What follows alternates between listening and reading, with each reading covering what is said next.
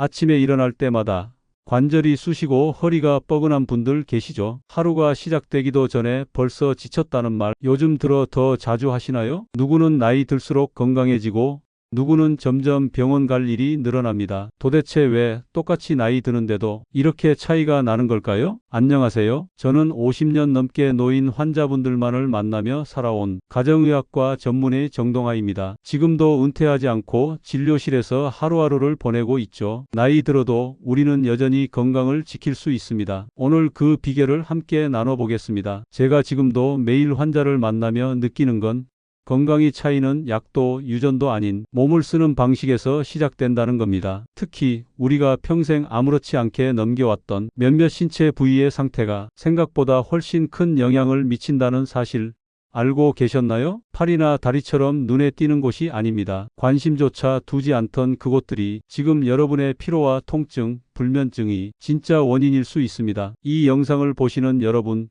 혹시 이런 생각 해보신 적 있으신가요? 나는 건강을 위해 뭐든 다 해봤는데 도대체 뭐가 문제지? 맞습니다. 좋다는 영양제 챙겨 먹고 매일 걷기도 하는데 건강은 나아지기는커녕 더 나빠지고 있다면 무언가 핵심을 놓치고 있는 것일 수 있습니다. 하지만 걱정하지 마세요. 복잡한 의학 이론이 아닙니다. 지금부터 제가 알려드릴 4가지 부위와 매일 단 5분의 관리법만 지켜도 여러분의 몸은 분명히 달라지기 시작할 겁니다. 오늘 이 영상이 도움이 된다면 좋아요 버튼 꼭 눌러주시고 앞으로도 이런 유익한 건강 정보 놓치지 않도록 구독과 알림 설정도 부탁드립니다. 작은 클릭이지만 여러분 건강의 첫걸음이 될 수 있습니다. 그럼 본격적으로 시작해 볼까요? 가장 먼저 우리가 돌아봐야 할 부위는 놀랍게도 발입니다. 단지 걷는데 필요한 기관이라고 생각하셨다면 정말 중요한 것을 놓치고 계신 겁니다. 발, 몸 전체를 움직이는 순환의 중심, 하루 종일 무거운 몸을 지탱해주는 부위,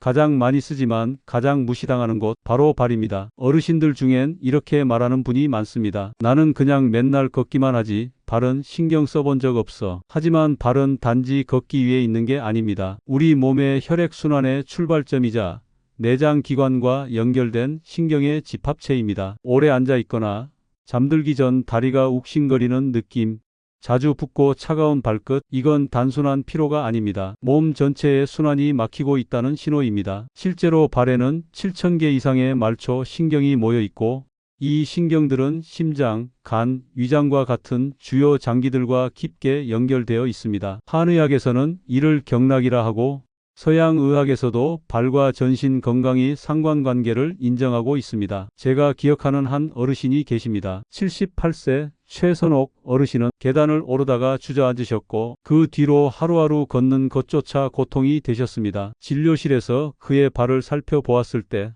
딱딱하게 굳고 건조하며 발바닥에는 갈라진 흔적이 깊게 나 있었죠. 가장 안타까웠던 건 그분은 늘 손발이 찬데도 발을 그냥 씻는 것 말고는 어떤 관리도 해본 적 없다는 말씀이었습니다. 하지만 발도 피부이자 신경기관입니다. 깨끗이 씻는 것을 넘어서 따뜻하게 해주고 자극을 풀어주고 통로를 열어줘야 합니다. 그렇게 하면 놀랍게도 혈압, 수면, 소화까지 달라집니다. 실제로 많은 연구에서 족욕과 발 자극이 노인의 혈압 안정, 심리적 안정, 통증 완화에 긍정적인 영향을 준다는 결과가 나와 있습니다. 그럼 발을 어떻게 관리해야 할까요? 어렵지 않습니다. 단 4가지 습관만 지키면 됩니다. 첫째, 따뜻한 물에 20-30분간 족욕하기. 물 온도는 체온보다 살짝 높은 38도에서 40도가 가장 적절합니다. 족욕은 발끝부터 심장까지 피를 밀어올리는 자연 펌프 작용을 도와줍니다. 저는 소금 한 줌을 물에 넣는 것을 권합니다. 붓기 완화에도 탁월하죠. 둘째, 발바닥을 부드럽게 마사지하기. 가장 쉽게 할 수 있는 건강법 중 하나입니다. 특히 발뒤꿈치,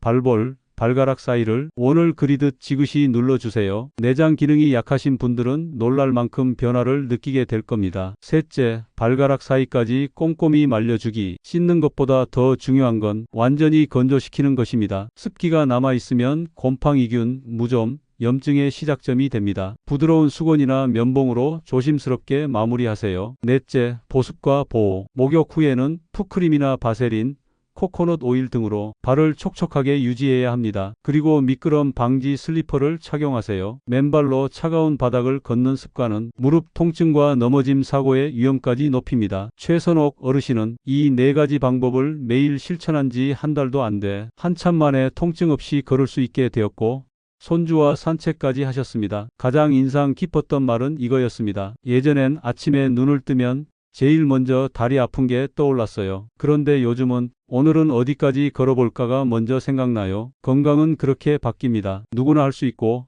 매일 조금만 투자하면 충분한 변화입니다. 몸이 무겁고 기운이 떨어지는 아침, 가장 먼저 돌봐야 할 곳은 심장도 뇌도 아닌 내 발일 수 있습니다. 겨드랑이 면역의 길을 여는 작은 관문. 면역력이 떨어지면 어떤 일이 생길까요? 감기나 염증이 쉽게 생기고 약을 먹어도 낫는데 오래 걸리며 계절만 바뀌어도 기침이 멈추질 않습니다. 몸이 쉽게 지치고 상처도 더디게 아물죠. 그런데 이 면역력과 겨드랑이가 깊게 연결되어 있다는 사실 처음 들으신 분도 계실 겁니다. 하지만 진료실에 오시는 분들 중 면역 문제가 있는 경우 저는 늘 겨드랑이 상태부터 살펴봅니다. 왜일까요? 겨드랑이는 단순한 땀나는 부위가 아닙니다. 우리 몸의 해독과 방어 시스템이 지나는 통로, 바로 림프절이 모여있는 곳이기 때문입니다. 림프절은 체내의 노폐물과 독소를 걸러주고 감염에 맞서는 백혈구 생산 공장과도 같은 곳입니다. 그 중에서도 겨드랑이는 림프절이 밀집된 대표적인 부위입니다. 즉, 이곳의 흐름이 막히면 몸 전체의 면역순환이 무뎌지는 겁니다. 한 번은요, 76세 이은자 어르신이 저를 찾아오셨습니다. 해마다 환절기만 되면 기관지염으로 고생하시고 항생제도 매번 효과가 떨어진다며 너무 지치셨다고 하셨어요. 제가 겨드랑이를 확인했더니 피부가 붉고 건조했으며 림프절은 단단하게 굳어 있었습니다. 땀샘이 제대로 열리지 않으니 독소가 몸 안에 머무르고 결국 염증과 면역 저하로 이어진 겁니다. 어르신은 평소 향이 강한 데오드란트나 스프레이를 자주 사용하셨고 샤워 후에는 겨드랑이를 완전히 말리지 않고 속옷을 입으셨다고 했습니다. 바로 그 습관이 몸 전체에 영향을 준 셈이죠. 하지만 다행히도 몸은 회복력을 가지고 있습니다. 제가 안내드린 겨드랑이 관리법을 2달 동안 꾸준히 실천하신 결과 그해 가을은 처음으로 기관지염 없이 보내실 수 있었습니다. 어떻게 하셨을까요? 방법은 어렵지 않습니다. 5가지 작은 습관으로 충분했습니다. 첫째, 향 없는 순한 비누로 부드럽게 세정하기. 화학 성분이 강한 바디워시는 오히려 땀샘을 막고 피부를 자극합니다. 녹차나 코코넛 성분의 자연 유래 비누를 추천드립니다. 너무 세게 문지르기보단 부드럽게 원을 그리며 씻는 게 좋습니다. 둘째, 샤워 후 반드시 완전히 건조시키기. 겨드랑이는 습기와 열이 머무는 곳이라 세균 번식이 쉬운 부위입니다. 수건으로 톡톡 두드리듯 닦아낸 뒤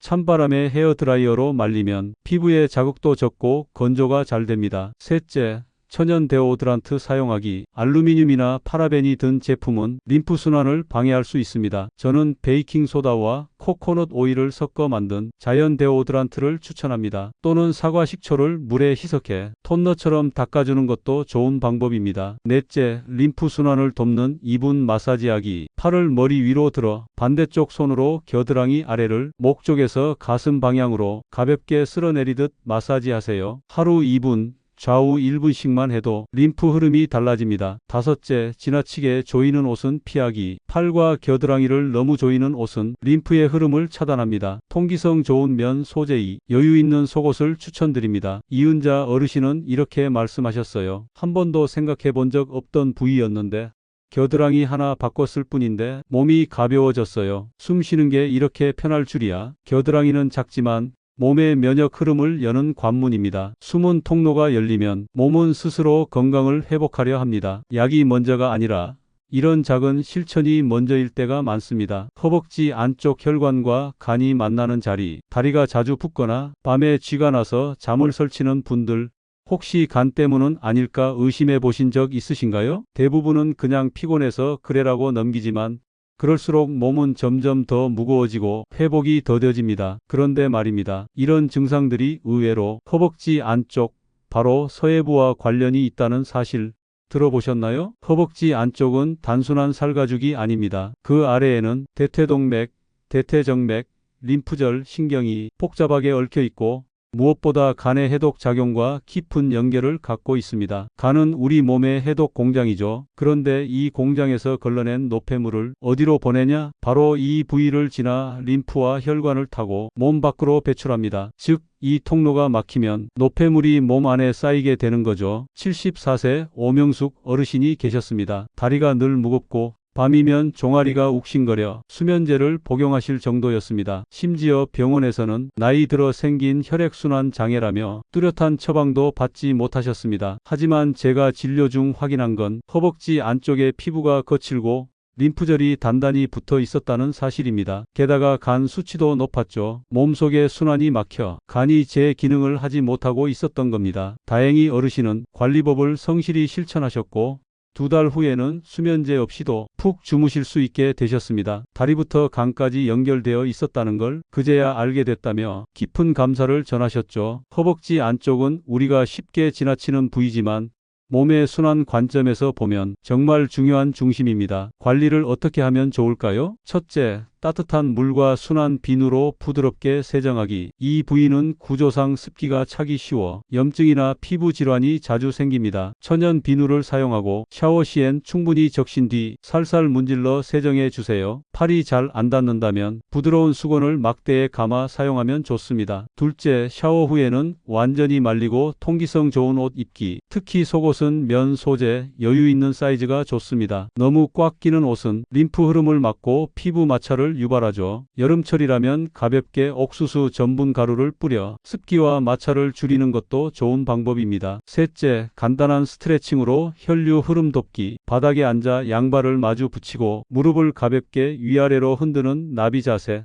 혹은 침대에 누운 상태에서 다리를 한쪽 옆으로 눕혀 늘려주는 방법도 있습니다. 유연성이 없어도 부담 없이 할 수 있죠. 넷째, 천연 오일이나 보습제로 마찰 방지. 코코넛 오일이나 바세린 등을 샤워 후 발라주면 피부 보호에 좋고 특히 마찰이 심한 분들에게는 효과적입니다. 이 작은 습관들만으로도 몸이 가벼워지고 간의 해독 기능이 원활해집니다. 오명숙 어르신은 이런 말씀을 하셨어요. 다리를 관리했는데 소화가 편해지고 얼굴까지 환해진 느낌이에요. 몸이 흐르기 시작하니 삶도 다시 움직이더라고요. 나이가 들수록 순환이 전부입니다. 잘 돌고 잘 빠지고 잘 자는 것, 그 시작이 될 수 있는 곳이 바로 허벅지 안쪽입니다. 눈에 보이지 않는다고 해서 중요하지 않은 건 아닙니다. 등과 두피, 머리가 맑아지고 기운이 도는 길. 최근 들어 이런 말 자주 하지 않으시나요? 단어가 떠오르질 않아. 어제 점심 뭐 먹었는지도 가물가물하네. 나이가 들면 기억력이 줄어드는 건 어쩔 수 없는 일이라고 생각하기 쉽습니다. 하지만 그게 전부는 아닙니다. 기억력과 집중력,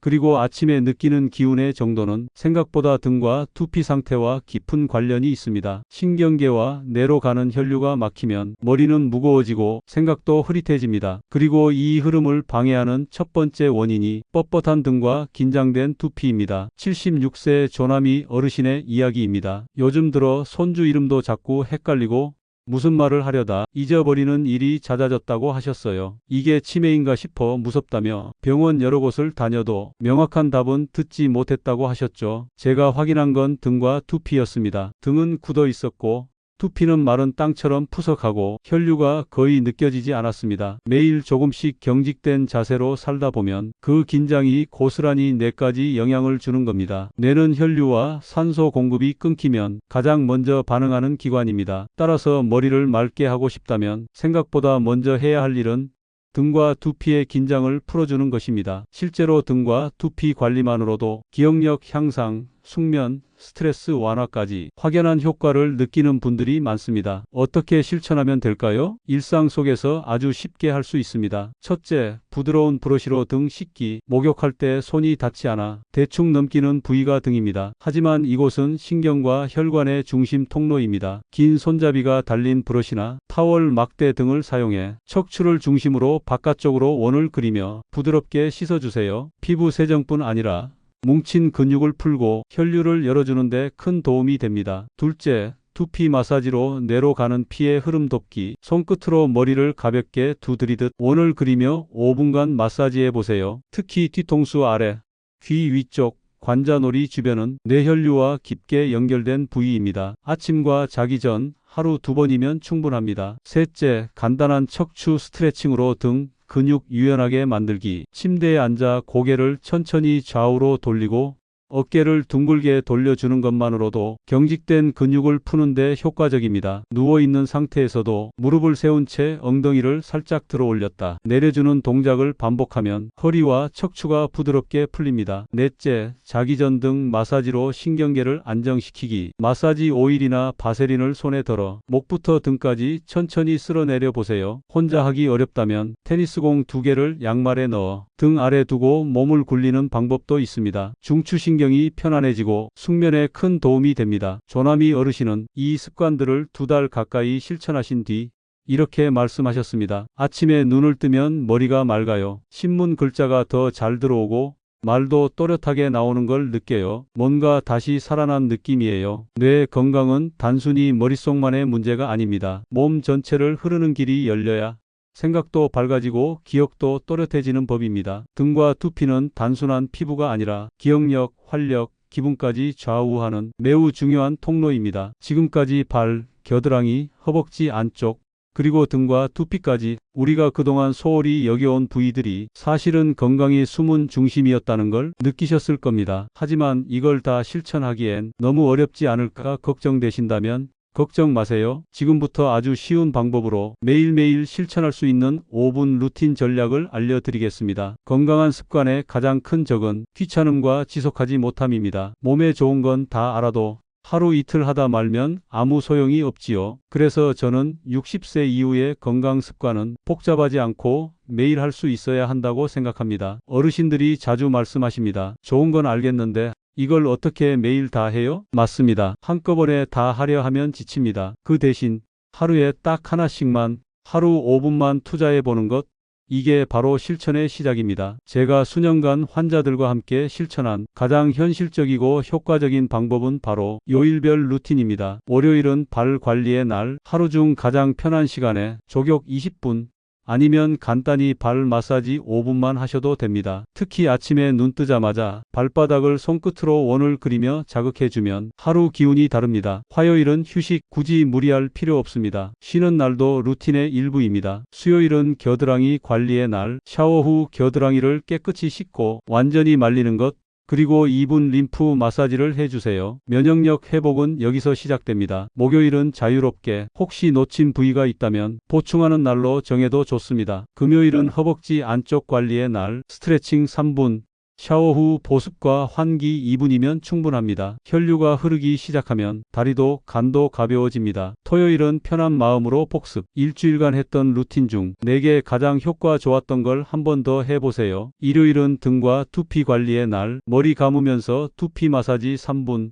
샤워 후 브러쉬로 등 부드럽게 쓸기. 밤에 등과 어깨 마사지를 하면 숙면에도 큰 도움이 됩니다. 이처럼 하루에 하나씩만 한 부위에 집중해서 단 5분만 투자하는 것, 이것이 진짜 지속 가능한 건강관리입니다. 그리고 중요한 건 새 습관을 기존 일상에 연결하는 방법입니다. 혼자 습관을 따로 만들면 잘 안됩니다. 이미 매일 하는 일과 연결시키면 절대 까먹지 않습니다. 예를 들면 아침 커피 마시며 발 마사지, 뉴스 들을 때 허벅지 스트레칭, 샤워 후 겨드랑이 건조와 림프 마사지, 잠자기 전 테니스공 이용한 등 마사지. 하루 15분도 채 걸리지 않습니다. 그 안에 몸을 살리는 4가지 관리법이 모두 담길 수 있습니다. 건강은 거창한 결심보다 작은 반복이 바꿉니다. 86세 배정숙 어르신은 이 요일 루틴을 꾸준히 실천하시고 6개월 만에 놀라운 변화를 경험하셨습니다. 혈압약 반으로 줄었고 매일 잠드는 게 두렵지 않아요. 이제는 제 몸이 다시 저를 챙겨주는 느낌이에요. 지금 이 영상을 보고 계신 여러분도 할 수 있습니다. 달라지려면 대단한 계획이 아니라 하루 5분만의 행동이면 충분합니다. 이제 시청자분들이 가장 궁금해할 질문이 남아 있습니다. 실제로 그렇게 해서 몸이 바뀐 분들이 있나요? 그 질문에 실제 시니어 분들의 감동적인 변화 사례로 답해 드리겠습니다. 건강은 숫자가 아닙니다. 나이 72든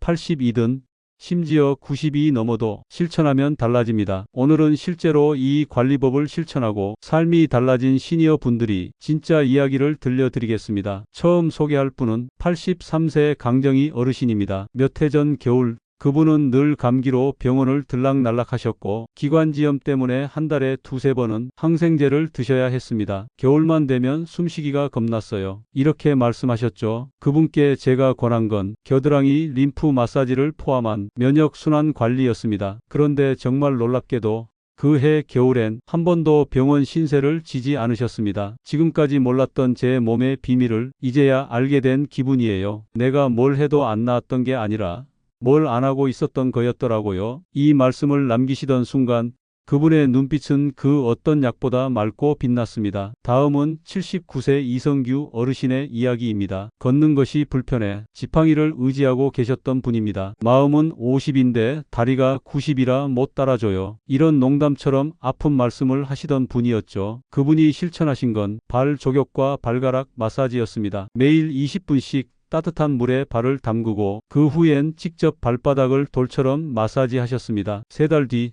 그분은 저에게 이렇게 말하셨습니다. 요즘은 지팡이를 두고 걷습니다. 선반 위 물건도 혼자 꺼낼 수 있어요. 이 나이에 다시 당당해졌어요. 그리고 74세 박경자 할머니, 불면증과 기억력 저하로 늘 머리가 무겁다며 살아있는 느낌이 안 들어요 하시던 분이셨습니다. 등과 두피 관리만으로 그분은 수면제 복용을 중단했고 하루하루가 또렷해졌다고 말하셨습니다. 머리가 맑아지니까 표정도 변하더라고요. 요즘은 남편도 요즘 왜 이렇게 환해졌냐고 해요. 이런 변화는 결코 특별한 사람에게만 오는 게 아닙니다. 거창한 운동도 비싼 치료도 없이 하루 5분의 실천이 이분들의 삶을 바꿔놓은 것입니다. 그들의 공통점은 단 하나, 지금 시작했다는 것입니다. 늦었다는 말 대신 오늘이라도 해보자는 마음으로 하루 한 부위씩 실천하셨습니다. 그리고 그 작은 습관들이 결국 삶 전체를 바꾸는 흐름이 된 겁니다. 어떤 분은 자고 일어나도 피곤하던 몸이 이젠 눈 뜨면 기운이 돌아요. 이렇게 말씀하십니다. 또 어떤 분은 손주와 손잡고 공원 걷는 날이 다시 올 줄 몰랐어요. 이렇게 웃으시죠. 이 이야기들을 통해 한 가지 분명하게 말씀드릴 수 있습니다. 건강은 누구나 바꿀 수 있는 결과입니다. 지금부터라도 실천하면 여러분도 그 변화의 주인공이 되실 수 있습니다. 오늘 이 시간을 함께 해주신 여러분,